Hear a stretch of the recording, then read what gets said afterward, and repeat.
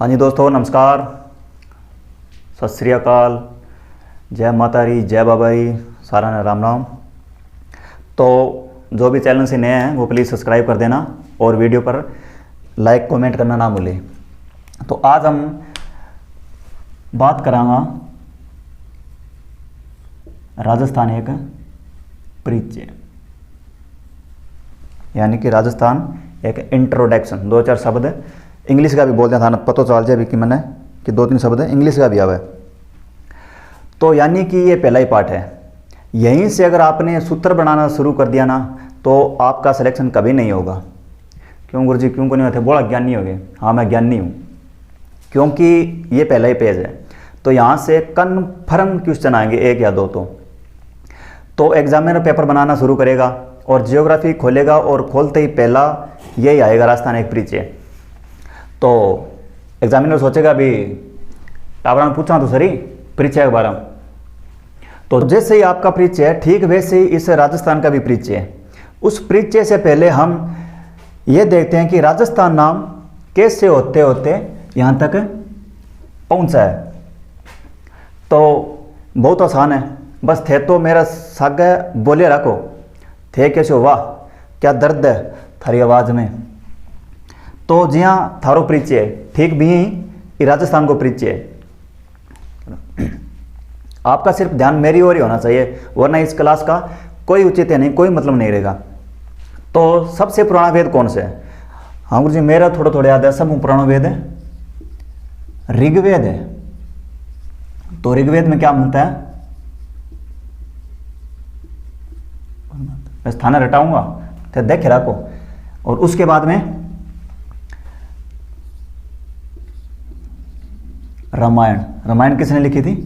गुरु वाल्मीकि ने। इसमें क्या मिलता है नाम? मरुकांताल। और उसके बाद में कोई ग्रंथ वगैरह, तो एक ग्रंथ है गुणवत्त नैणसी प्लस राजरूपक। इसमें क्या नाम मिलता है? राजस्थान।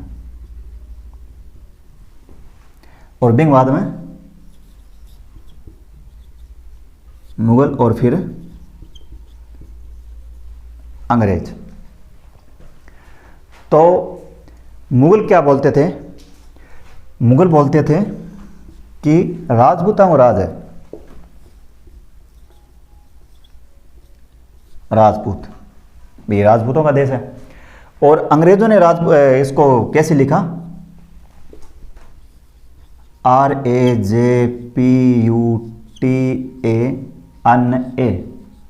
राजपूताना लिख दिया। क्या लिख दिया? राजपूताना। तो जब मुगलों के समय नाम क्या चलता था? राजपूताना। क्या नाम चलता था? राजपूताना। बात आई के समझ में? हाँ गुरुजी, बस अच्छी आने रही देते तो बस लग गया रहो।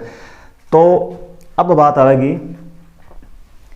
इंपॉर्टेंट बात, इसको हम डिलीट कर देते हैं।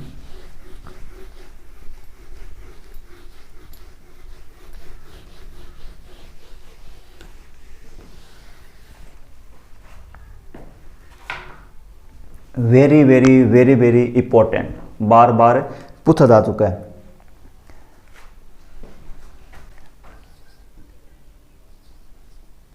जॉर्ज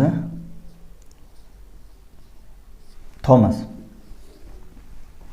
और उसके बाद में एक अंग्रेज का नाम आएगा, वो तो आपको बार बार परेशान करेगा, हर जगह परेशान करेगा, जिसका नाम है टोड। टोड के अनुसार, टोड के अनुसार, टोड के अनुसार।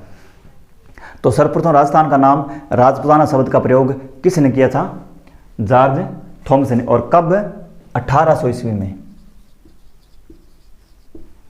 1800 ईस्वी के अंदर ये पूछा जा चुका है। तो अब आप बात करा टोड की, तो हर जगह भरे पड़े है। जियोग्राफी में भी वो थाने मिलेगा और हिस्ट्री के अंदर तो भरे पड़े है टोड के अनुसार, टोड के अनुसार, टोड के अनुसार।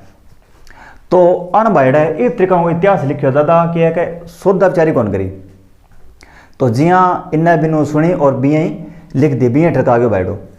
तो जैसे कि टोड लिखता है कि हल्दी घाटी युद्ध के अंदर मुख्य सेनापति सलीम था। कौन था? सलीम। सलीम कौन? वो जहांगीर। तो अब देखो हल्दी घाटी युद्ध कब हुआ? 1576 के अंदर। और सलीम का जन्म कब हुआ था? 1569 के अंदर। यानी कि सलीम की उम्र उस समय कितनी थी? 7 वर्ष। अब देखो सलीम बेचारों के बोर्नविटा पीना रहे और टोड लिखता है कि हल्दी घाटी में सेनापति के रूप में गया था। अब कुछ जतन वाली बात को नहीं, लेकिन तभी उस पर सौदा बेचारी हो रहा है इतिहास पे, लेकिन कुछ कह नहीं सकते। टोड कह रहा तो अपने को भी देखना पड़ेगा, अपने को भी याद रखना पड़ेगा। तो इस तरीका वो इतिहास लिखे पड़े। तो टोड ने मीरा का पति कुंभा को बताया है। एक और देखो, किसको बताया? कुंभा को।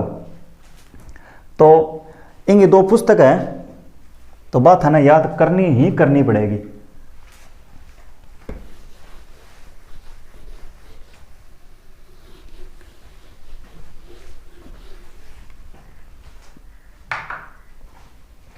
देखो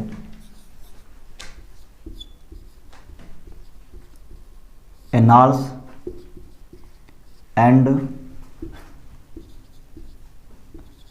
एंटिक्विटीज ऑफ राजस्थान। क्या है? Annals and antiquities of Rajasthan. और दूसरी पुस्तक को क्या नाम है? सेंट्रल एंड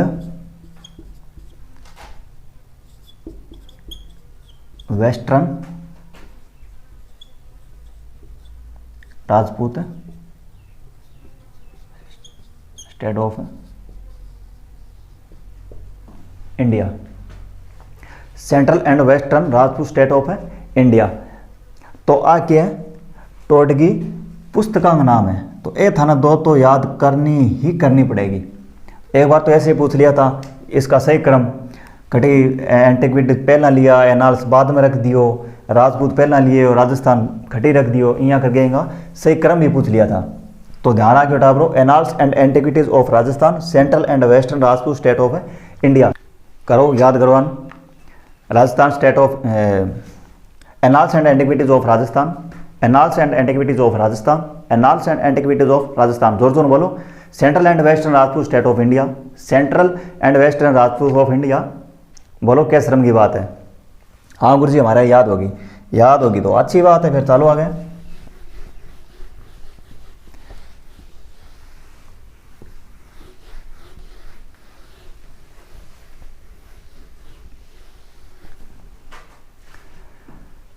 तो अब बात करा, टोड ने अपनी पुस्तक में राजस्थान के लिए कई शब्द प्रयोग किए।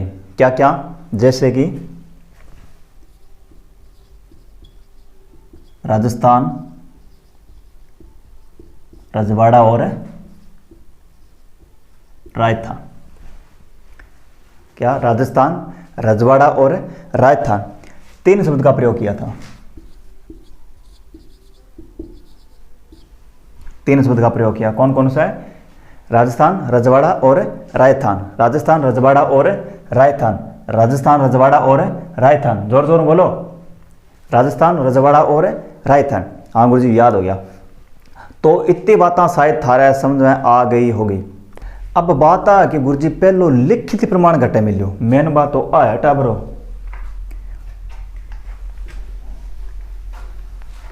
पहला लिखित प्रमाण कहां पर मिला था?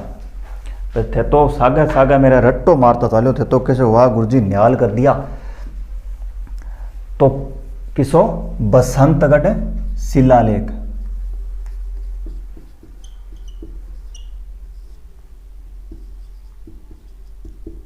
बसंतगढ़ शिलालेख। मेन बात तो आ है, इकट्ठे पड़े हैं, सबने पता है। खिम्मल माता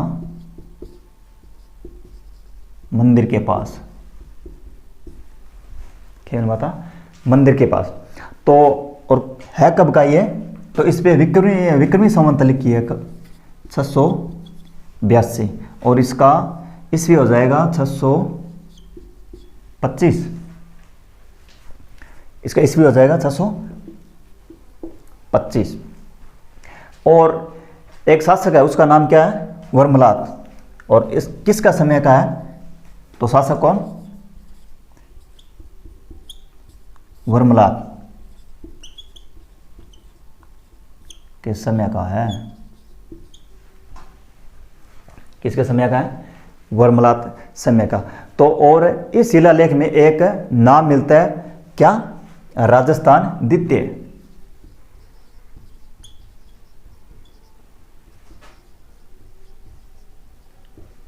राजस्थान द्वितीय। तो कुछ बोलिया ये जो राजस्थान द्वितीय शब्द है ना वो राजस्थान का है, तो कुछ मेरबर का विद्वान बोलिया बिना ना का ये राजस्थान का जिक्र नहीं है, ये कोई राजा हुए है, केवड़े ये कोई राजा हुआ है। लेकिन आपका ध्यान रखना है कि सर्वप्रथम लिखित प्रमाण कहाँ पर मिला था, बसंतगढ़ शिलालेख के अंदर, कटे मिलो बसंतगढ़ शिलालेख के अंदर। तो किसका परिचय देना आपा, राजस्थान का।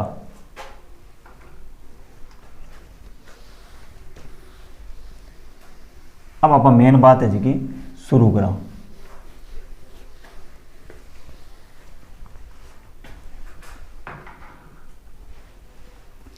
तो आपा मान लो जिया कि चीन का नहीं चले जावा और वह आपसे पूछा जाए कि बैठा तू घटा हुआ रे, मैं कह दूँ गोलवाड़ा कहूँ, तो पूछिए गोलवाड़ा घटा है, तो आपा कहते हैं हनुमानगढ़ के अंडर आवे, तो पूछिए हनुमानगढ़ घटा है, बोलो राजस्थान में आवे, बोलो राजस्थान घटा है, बोलो इंडिया में आवे। तो ये क्या, ये कोई परिचय नहीं हुआ। तो जब वर्ल्ड लेवल की बात आती है, वर्ल्ड लेवल पे हम जब परिचय दे रहे होते हैं तो किसके अंदर देते हैं हम, अक्षांश और देशांतर के अंदर।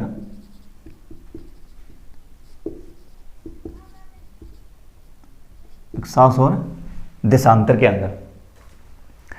तो मान लो कि पाकिस्तान पर या हम पाकिस्तान पे या पाकिस्तान हम पे मतलब कोई परमाणु बम गिराना चाहे, तो हम क्या ऐसे थोड़ी सर्च मारेंगे भी लोहार लोहार या लोहार जो भी है, या वो ये थोड़ी ना सर्च मारेंगे कि राजस्थान, नहीं।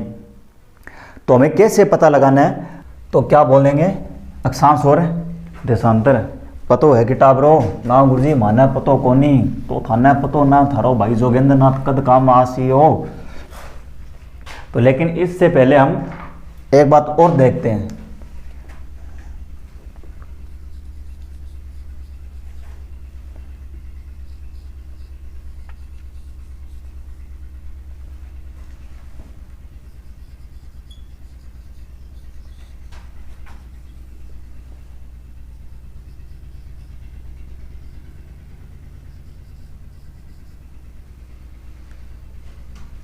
ये अपना भारत और ये अपना राजस्थान।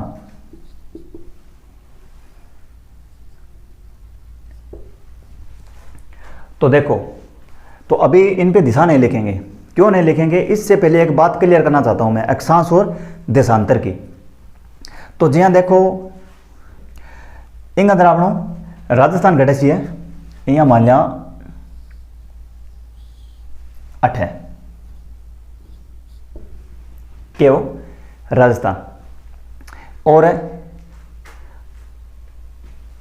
अब ये ग्लोब कहाँ बनाए, चलो यहां पर छोटा सा हम ग्लोब बना दें, ठीक है। और ये क्या है, ये एक पृथ्वी। तो सबसे पहले काम होता है बच्चों की किसी भी चीज पर या किसी भी दिशा पर किसी भी चीज़ पर हम क्या करेंगे, दिशा लिखने का काम करेंगे। तो कईयों को तो ये नहीं पता दिशा लिखने में दिशा सही क्रम में लिखी कैसे जाती है। हाँ गुरु थाना बोलता है, हाँ मंठा है। देखो, तो उत्तरी साइड के अंदर एक तारा चमकता था, कौन सा, ध्रुव तारा। तो अपना जी का पुराना बुजुर्ग होता नहीं, वे उस दिशा उस तारे के आधार पर दिशा मापते थे। जैसे कि उत्तरी साइड के अंदर एक तारा चमकता, कौन सा, ध्रुव तारा। तो हम सर्वप्रथम इस दिशा को क्या मान लिया था, उत्तर। जैसे कि ये यहाँ पर तारा है, तो पृथ्वी चाहे कैसे घूमो वे वहीं रुकेगा, ऊपर हमने क्या रख दिया, उत्तर रख दिया। तो भूगोल वेताओं ने भी ऐसे किया था, उस दिशा के हिसाब से ऊपर उत्तर लिख दिया, और यहीं भी उत्तर लिख देते हैं और यहीं भी उत्तर लिख देते हैं। ध्यान से देखना टावरों, एक एक चीज क्लियर करूंगा, अक्षांश और देशांतर अगर एक बार आपने समझ लिया ना तो जिंदगी भर ये आपके काम आएंगे और आप कभी नहीं भूलोगे। तो ऊपर वाली साइड में हमने लिख दिया उत्तर, उत्तर के अपोजिट लिख दो दक्षिण, और यहां भी लिख दिया और यहां भी लिख देते हैं। अब गड़बड़ खड़ा कर दिया पूर्व और पश्चिम में। तो बच्चों ध्यान रखना, आप कहीं बैठे हो, आपका कहीं किधर ही मुंह हो, कोई मतलब नहीं, आपका राइट हैंड जहां आए वह हमेशा पूर्व कर देना। ऐसे मेरा नाम लेके पूर्व कर देना, यहां पर भी कर देना और यहां पर भी पूर्व, और पूर्व के अपोजिट पश्चिम, यहां भी पश्चिम और यहां भी पश्चिम, उत्तर दक्षिण पूर्व पश्चिम। तो अब आपसे यह पूछ लिया जाए कि भी प्रमुख दिशा कौन सी है, पूछ क्या लिया जाए, एक बार एसएससी के अंदर पूछ भी लिया था भी प्रमुख दिशा कौन सी है। तो कई जगह मेरे प्रकार ज्ञानी लोग आप कह रहे हो पूर्व उत्तर करिए, क्या सूरज पूर्व में उग गए, ये है वो है। तो टाबरों बाद में पता चला था भी सूरज पूर्व में उगता है क्या, मेन दिशा कौन सी है, हमने पहली दिशा कौन सी आई थी, उत्तर उत्तर उत्तर। तो सबसे पहले जो दिशा आई उसी का नाम लिया जाए तो सबसे पहले उत्तर आई, तो प्रमुख दिशा कौन सी हो गई, उत्तर, ना कि पूर्व। बाद में पता चले भी सूरज पूर्व में उग गए पश्चिम में उग गए। तो देखो उदाहरण के तौर पर यहां कोई चीज है, यहां कोई चीज है, या यहां कोई चीज है, या फिर यहां कोई चीज है। अगर इनके अगर कोई दिशा पूछे तो ध्यान रहे पहले हम उसी दिशा का नाम लेंगे जो पहले आई है। माइक लग रहा, हम पहले उसी दिशा का नाम लेंगे जो कि पहले आई है। जैसे कि अब ये है, यहां अगर कोई पूछ रहा है तो पहले कौन सी आई है, उत्तर, तो उत्तर पश्चिम के बीच में, उत्तर पूर्व के बीच में। अगर ये चीज यहां पर है तो पहले दिशा कौन सी आई है, पहले दक्षिण आई है, तो हम बोलेंगे दक्षिण पूर्व के बीच। और या फिर इसकी बात करें तो पहले दिशा कौन सी आई हुई है, ये मतलब दक्षिण और पश्चिम के बीच में। और इसकी बात हम करें तो पहले दिशा हमने कौन सी आई हुई है, उत्तर, उत्तर पश्चिम की ओर। चलो थाने और उदाहरण बताऊं, जी हाँ कि भारत के अंदर पूछ लिया भी राजस्थान किस दिशा में स्थित है। तो ध्यान रहे टाबरों, आपको मैंने बताया था पहले उसी दिशा का नाम लिया जाए जो पहले आई है। उत्तर पहले ये आई है तो उत्तर पश्चिम के बीच, उत्तर पश्चिम के बीच, क्योंकि यहां पर है ये देखो। और पहली दिशा कौन सी आई है, ये वाली, उत्तर पश्चिम के बीच में। तो चलो थाना और उदाहरण बताऊं।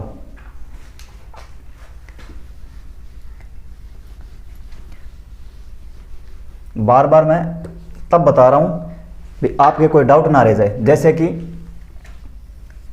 ये थार का मरुस्थल है और ये हड़ौती है, तो इसकी अगर दिशा पूछे तो देखो इसकी दिशा उत्तर और पश्चिम के मध्य या पश्चिम के बीच में। और अगर हड़ौती का पूछे तो दक्षिणी पूर्व के मध्य, दक्षिणी पूर्व के बीच। आपने कभी ऐसा सुना है क्या पूर्व दक्षिण की ओर और पश्चिम उत्तर की ओर? ना टाबरो, पहले उसी दिशा का नाम लिया जाएगा जो पहले आई है। अब जो काम है अक्षांश और देशांतर का।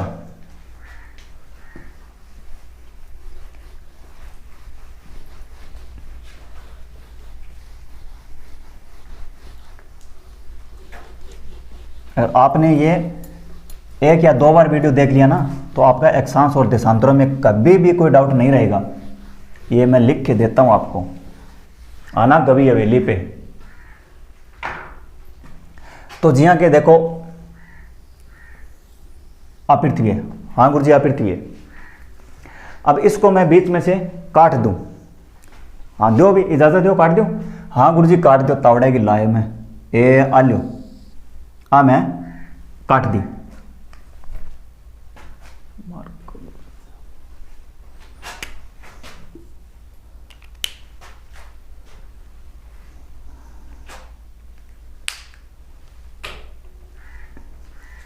तो इसको मैंने काट दिया और यहां लिख दें 0 और यहां पर भी लिख दें क्या 0। तो मैंने बीच में से काट दिया। अब बीच को क्या बोलेंगे हम? मध्य। क्या बोलेंगे? मध्य। बीच को क्या बोलेंगे हम? मध्य। और पृथ्वी का पर्यायवाची क्या हो गया? भू। यानी कि, और खींच क्या दिया हमने? रेखा। तो क्या हो गया? भूमध्य रेखा। क्या हो गया? भूमध्य रेखा। हमने बीच में लाइन खींची, ये क्या है? रेखा। और काटी कहां से है? एकदम मध्य से, तो ये क्या हो गया? मध्य। और ये हो क्या गया? इसका पृथ्वी का पर्यायवाची क्या हो गया? भू। यानी कि भूमध्य रेखा। क्या हो गया? भूमध्य रेखा। तो इसका दूसरा नाम क्या है? विषम। क्या दूसरा नाम? विषम। विषम का अर्थ क्या होता है? बराबर। यानी कि इसका दूसरा नाम हो जाएगा विषुवत रेखा।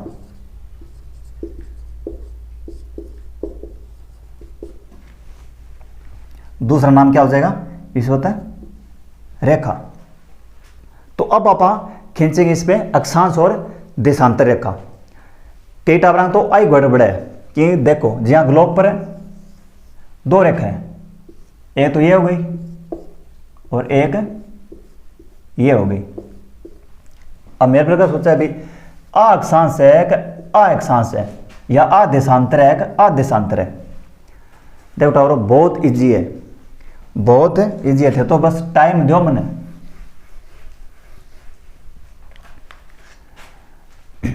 देखो ये ग्लोब और दो रेखा है ये। अब ये रेखा है, हम देखो मान के चले भी हम ए कैसे लिखते हैं? अक्षांश ए, ये ऐसे, तो ये अपनी कौन सी हो जाएगी? अक्षांश रेखा। और हम द कैसे लिखते हैं? देशांतर ऐसे, तो ये कौन सी हो गई? देशांतर। वाह गुरुजी कितो इजी हो। तो देखो टावरो कितो आसान है, बस तो मैंने साथ दो, जिंदगी की जंग जीत लेंगे हम, तुम अगर साथ दो। तो पूर्व से पश्चिम की ओर खींची गई काल्पनिक रेखा, काल्पनिक लगेगा इसके आगे, काल्पनिक रेखा, काल्पनिक। ये काल्पनिक लगाना मत भूल जाना, क्योंकि कई तो मेरे प्रकार बाड़ू त्रेड़ी सहजन एक खटी रेखा है, आप जन देख गया ना टाबरो, ये काल्पनिक है, मानी गई है। क्यों मानी गई है इसका जिक्र हम धीरे धीरे आगे करेंगे। आपने कभी देखो,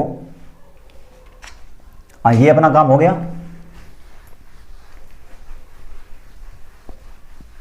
तो अब इसमें हम रेखा खींचेंगे। थारो चांद देख रहे ये त्रिकाण नहीं, ऐसे ऐसे करके होता था। पड़ोसी वाला चांद नहीं, वो डी वाला चांद। हाँ गुरुजी देख रहे। तो इसको यहां पर रखो, और जैसे कि इस पे चांद पे होता है 1 2 3 4 ऐसे करके 90, और 1 2 3 4 ऐसे करके 90। तो इस डी को यहां पर रखो, जैसे कि यहां एक और यहां एक, इसको मिला दो, या यहां दो, इसको 2 मिला दो। ऐसे करते करते करते करते कहाँ जाएंगे हम? तो मिला दिया। अब इसके आगे क्या लगेगा? उत्तरी अक्षांश रेखा, उत्तरी अक्षांश रेखा, क्योंकि ये उत्तर की ओर जा रही है। अगर इसके अपोजिट की बात करें, वैसे इसको चांद को उल्टा करो, तो यहां एक, इसको मिला दो, तो इसके आगे क्या लगेगा? दक्षिणी अक्षांश रेखा। तो कुछ इसमें महत्वपूर्ण, जैसे ऐसे करके 1 2 3 4 करके ऐसे यहां पर आता है 23.5, और यहां पर भी 23.5, तो इसको हम मिला दिया, तो 23.5 डिग्री उत्तरी अक्षांश रेखा, जिसे हम क्या बोलते हैं? कर्क रेखा, जिसे हम क्या बोलते हैं? कर्क रेखा। और इसके अपोजिट इसका उल्टा करो, 1 2 3 4 करके ऐसे यहां पर 23.5 और 23.5, इसको मिला दो, ये क्या हो गई? मकर रेखा। क्या हो गई? मकर रेखा। तो उत्तरी अक्षांश रेखा ये वाली, ये कर्क रेखा। तो राजस्थान के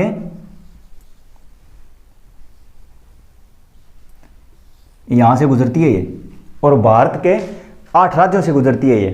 तो ध्यान रखियो टाबरा, दिशा में गड़बड़ ना कर दियो। दिशा समझाने खातिर मैं इतनी देर था ना माथा पर चेक करवाई है। तो दिशा का प्रश्न आपको कभी भी गलत नहीं होना चाहिए। वीडियो को एक बार नहीं 2 बार देखना, 2 बार नहीं 4 बार देखना, लेकिन दिशा का आपको कॉन्सेप्ट ये एकदम क्लियर हो जाना चाहिए था। तो जैसे कि ये ग्लोब है और ये एक दिशा हमने यहाँ खींच दी, ये देशांतर वाली। तो भारत कहाँ पर स्थित है, ये मान लो यहाँ से है, बना दिया। तो आपसे प्रश्न पूछ लिया जाए भारत की दिशा, ग्लोब के अंदर भारत की दिशा क्या है, तो ध्यान रहे ये 0 डिग्री वाली से ऊपर होगी तो उत्तरी लगेगा। अगर इसके नीचे वाली, जैसे कि ये लाइन है जिसे हम अक्षांश बोलते हैं और इसको हम देशांतर बोलते हैं, तो इसके नीचे वाले को हम क्या बोलेंगे, दक्षिणी अक्षांश रेखा, और इसके ऊपर वाली को उत्तरी अक्षांश रेखा। तो भारत कहां पर स्थित है, उत्तरी अक्षांश रेखा, उत्तर अक्षांश रेखा, यानी कि उत्तर में स्थित है। तो जो 23.5 वाली ये जो यहां से गुजरती है,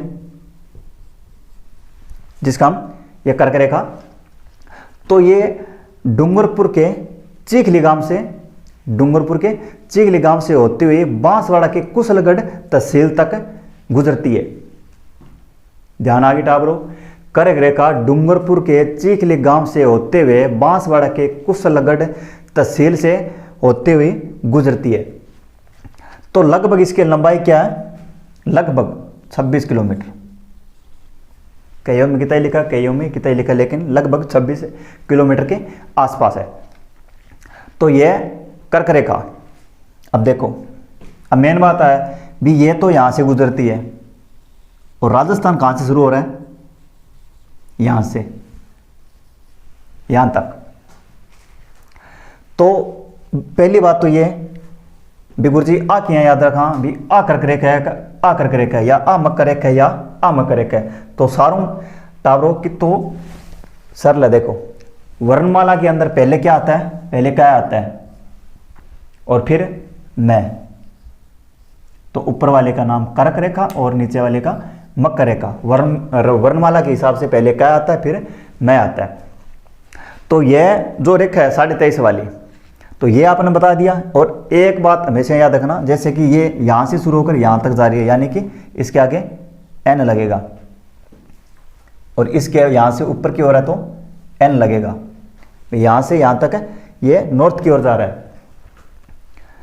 तो राजस्थान यहां से शुरू हो रहा है। ये कर्क रेखा 23.5 या तो ऐसे लिख दो, या 23 डिग्री 30 मिनट लिख दो। अब ये 23 का तो 23 रहने देना, जो 30 लगा उसको 23 डिग्री उसका उल्टा कर देना, 0 3 मिनट। ये मिनट का निशान है, ये मिनट का निशान है और ये डिग्री का निशान है। तो 23 डिग्री 03 से 30 डिग्री 12 मिनट तक उत्तरी अक्षांश लगेगा इसके आगे भी, क्योंकि ये उत्तर की ओर जा रही है, उत्तरी अक्षांश रेखा। समझ में आ गई टाबरो, 23 डिग्री 3 मिनट 30 डिग्री 12 मिनट तक, और उत्तरी अक्षांश यहां से शुरू होकर यहां भी नॉर्थ लगेगा कहीं, ये देख लेना, और ये तो नॉर्थ है ये। तो अब रट तो सारा ही रखिए, रेड तो सभी ने रख रखा है। राजस्थान में जो देशांतर है, जो राजस्थान में 69 डिग्री 30 मिनट से लेकर 78 डिग्री 17 मिनट से है। अब कई भाड़ा इन्नू लिख देगा, कई इन्नू लिख देगा, जैसे कि इसका देखो सही क्रम 69 डिग्री 30 मिनट और 78 डिग्री 78 डिग्री 17 मिनट, ये ऐसे रहेगा। ये मान लो राजस्थान 69 डिग्री 30 मिनट से 78 डिग्री 17 मिनट, और इसके आगे क्या लगेगा, पूर्वी। ये बात गांठ बांध लियो, 69-30 पूर्वी लगेगा इसके आगे। आप कहीं ये देख रहे हो भी यहां से शुरू हो रहा है, यहां से हो रहा है, यहां ये मतलब पश्चिमी दिशा ना,